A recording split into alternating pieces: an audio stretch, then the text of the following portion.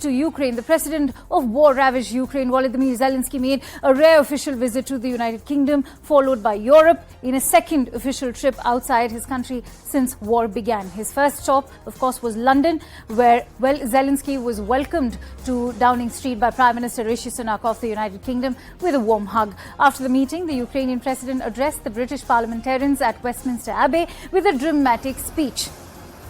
Zelensky later went on to meet with King Charles III in Buckingham Palace and mentioned the British monarch as a qualified military pilot in his speech as well. And this was followed by a visit to the military base in southwest England. Who invests in terror must be held accountable. Anyone who invests in violence must compensate those who have suffered from terror.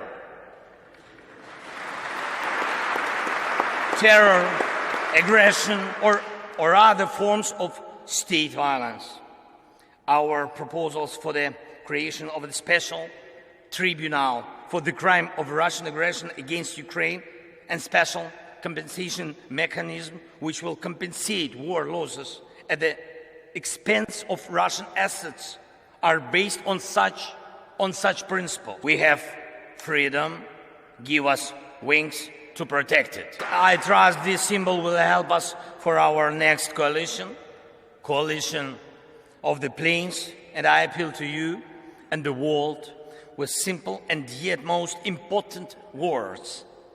Combat aircrafts for Ukraine, wings for freedom. Now, after the UK, Zelensky's second stop was the French capital of Paris, where he was welcomed by the French President Emmanuel Macron, along with the German Chancellor Olaf Scholz. He was greeted at Paris at the airport by French Defense Minister as well, and later by his French counterpart at the Élysée Palace with a friendly embrace. And from Paris, the Ukrainian president then landed in Brussels to headline the EU summit to a rapturous applause from European leaders. The bloc and its member states have already backed Kiev with over $50 billion in aid, provided military hardware, and imposed 9 packages of sanctions on the Kremlin. And for more details, let's try and get in a sense of perspective. And for that, I'm joined in by my guest, Catherine Quinn Judge, who's an analyst and working at the International Crisis Group in Ukraine. Catherine, thank you so much for joining in. Now, how do you assess the hesitation and caution of NATO members like the UK, France, and even Germany, along with the United States, who've still not committed to Western fighter jets and long-range missiles?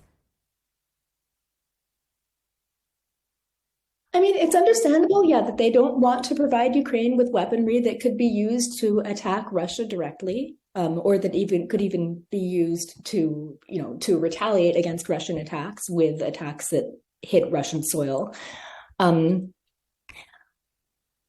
the other hand, I think that Zelensky made a pretty good case yesterday at his press conference with Rishi Sunak, where he said that little is bound to change in this war until Moscow starts asking what it's going to do when its own soil starts getting attacked, right?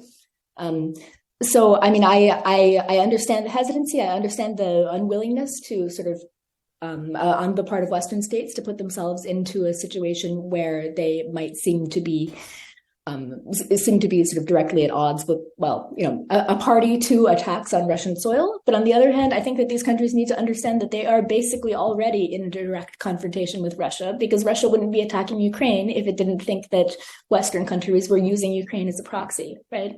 So I think that, I understand the hesitancy, but I think that the time for it has long passed. Right. Catherine, nearly 40% of Ukraine's population need humanitarian assistance. Nearly 8 million people have fled to neighboring countries, not to forget the hundreds of thousands who've already died. Has humanitarian assistance been enough for Ukraine?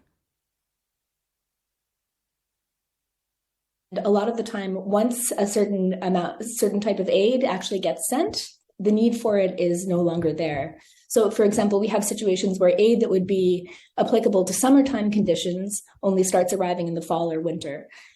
Likewise now, we could end up seeing situations where winterization aid starts arriving in the spring, just because some of these organizations have such rigorous and sort of just heavy bureaucratic procedures. Another problem is that some of the aid that's been coming to Ukraine is sort of taking it's sort of taking war zones in the global south as its starting point. And so some of the aid isn't actually considering the demographic situation in Ukraine per se. So generally, when we think of war zones in the global south, we think of lactating mothers and children really needing aid first and foremost. But Ukraine is a very old country, and many younger, especially many young families with children have fled abroad. So the people who are left in these really hard-hit war zones are disproportionately elderly. And so that's the sort of aid that needs to be, that's the demographic that aid providers need to take into consideration first and foremost. Right.